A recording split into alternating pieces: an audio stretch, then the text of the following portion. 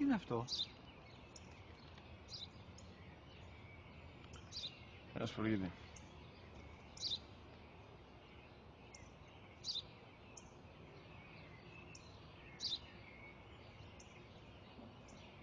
Τι είναι αυτό? Μόλις τώρα στο πατέρα, σπουργίτη είναι.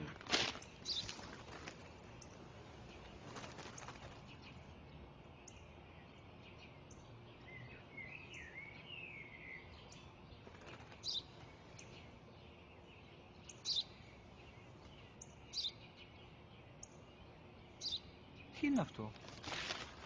Ένα σπουργίτη είναι, πατέρα. Ένα σπουργίτη. Σπου-γι-τι.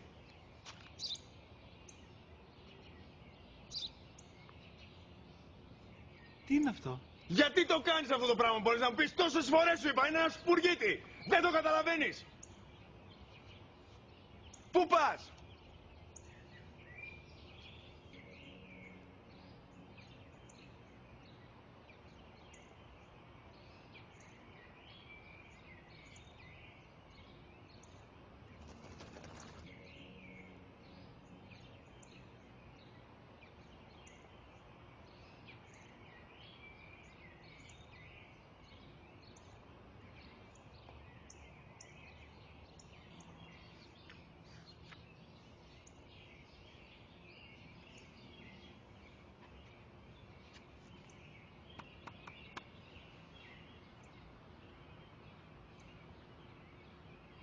Δυνατά. Σήμερα ο μικρός μου γιος που πριν λίγες μέρες έκλεισε τα 3 καθόταν μαζί μου έξω στο πάρκο όταν ένας σπουργίτη ήρθε και κάθισε απέναντί μας. Ο γιος μου με ρώτησε 21 φορές τι ήταν αυτό και του απάντησα και τις 21 φορές ότι ήταν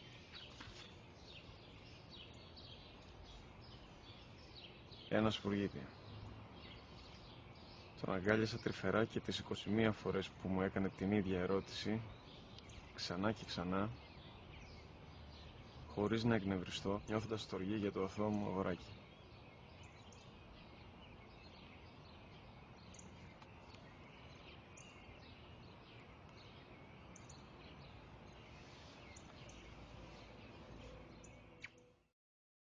وقضى